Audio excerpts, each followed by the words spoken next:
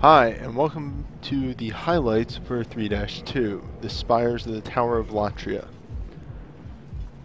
Today we'll be going over a couple of things and one very neat trick later on in the video.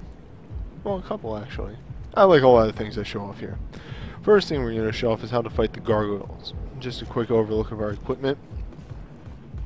I was still using the Blessed Mace at this point because I was so sure it did more damage. And it's not really that great, even with that. This is when I was starting to get a little fed up with the damage I was doing. I wasn't really sure with the enemies here what's going to do more damage, the Blessed Mace or the not very upgraded Crushing Battle Axe. For the crossbow gargoyles, I kind of like to use ranged weapons to attack them because they're very erratic and they like to stay away from you, so just easier that way. Now down in the pits, the swamp, we have the Centipede men. Now, you generally wouldn't want to approach them this way because they like to swarm you. But I think I'd walked around the swamp a little bit, so they were kind of all over the place. You do want to focus on attacking the big ones after they have detached as much as possible, because it gives you some free hits while they do their really crazy animation. That one right there. You can get some pretty good free hits with that. Little ones are generally no issue. You can take them out with a single combo, even with the weak weapons I have. Next up, we have the first Black Phantom. I showed this off in the main video, but I just want to emphasize it again. Grave Robber's Ring is very good for taking these guys out. It allows you to hide from Black Phantoms. In PvP, what this would do is it would make it so you disappear completely. You can't be targeted or anything. Very handy.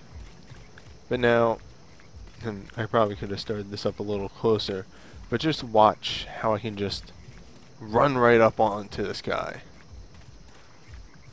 So he's right there. And his back is turned, and we're just going to run right up and try and get a backstab. However, he decides to turn around, so I just decided to wail on him instead. Now this is the power of the Grave Robber's Ring. So he does one spell, I'm still kind of close, so he does his paralysis spell, and whoop, oh, where'd he go? They just already lost track of me. And it allows me to go in for a backstab. Now, even though you can do this on the staircase one, he's still a very dangerous phantom. You don't want to really mess with him. You may also notice very low souls. I went back and spent a bit. But with the Grave Robber's Ring, you just run right up on the guy. If you're lucky, you'll get a backstab. That wasn't so much. But you can also kind of stun lock him. Or, if you prefer, you can just push him right off the ledge. Either way, he will die, and you can just continue on. Let's just get rid of that. We don't need it anymore.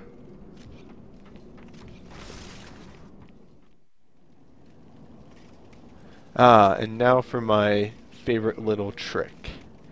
The Man-eaters are infamous for being the hardest boss in the game. Light arrows allow you to shoot arrows further. And if you get right up against the gate in the left corner right here, you can actually shoot the Man-eater. That's it. That's pretty much the trick. We'll just, in a little bit, skip ahead a couple of minutes. You can see that life bar is going down. And now that we're back, life bar is almost gone. Took some 75 arrows. Here comes the last one. Then you can get the death animation. But what does this mean for us? Well, we'll find out in a little bit as soon as we enter that gate. Also, you notice that little red tuff I got going on the back of my head. That's the visual representation of the Ring of Avarice. When I do new game runs, I really like to just throw that on there so I can get as many souls as I can. It's like 20% more. It's very useful. Anyway, once we enter, boom! Second stage of the boss fight. Just skips right ahead to it.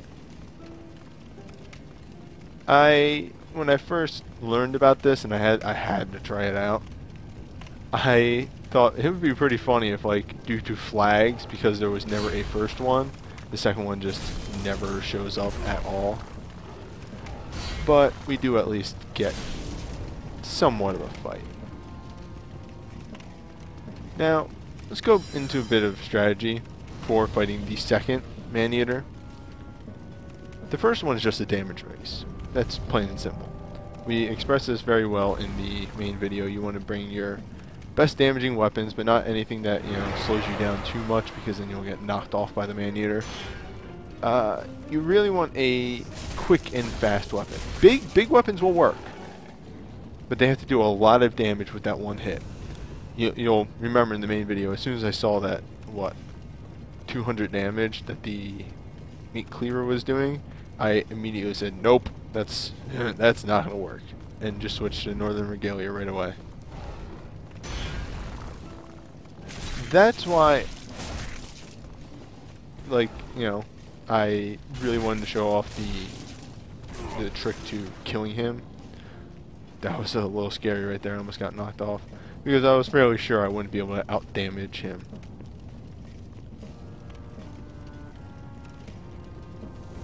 The main idea to my strategy is to fight him around that middle brazier, because even if you're hit here, you have a fair bit of leeway to not get completely knocked off the tower. The sides also work for this. If you're sliding across the ground, you'll actually get caught on those little ledges. A good shield also helps against the Maneater. If you remember in the main video, my Dark Silver shield wasn't able to stop his charge even at full stamina, the full 160. Here I only have, I believe, 120 stamina, and my steel shield is able to block his charge attack. Also, people say cut off that tail right away, but I feel like the tail can actually give you some good offensive opportunities. You'll notice here he's just kind of stuck in a loop, and if you're directly underneath the Maneater, the homing soul arrow won't actually hit you.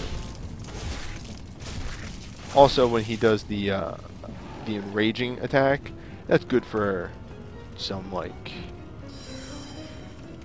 4 swings. He'll usually follow that up immediately if you interrupt him with a charge attack, but,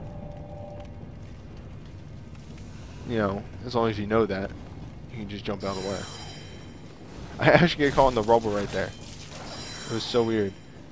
Battle's almost over. He's stuck in the loop again right here. I get knocked away, and then I take a... I'm like, yeah, I'll just block this. Oh, wait, no, that's no Dark Silver, and then I get hit with another shockwave, so I'm just, no, back off, heal, and we'll finish him with the bow and arrow. How we started this is how we'll end it. And that's it. Maneater, be honest, he's the hardest boss in the game.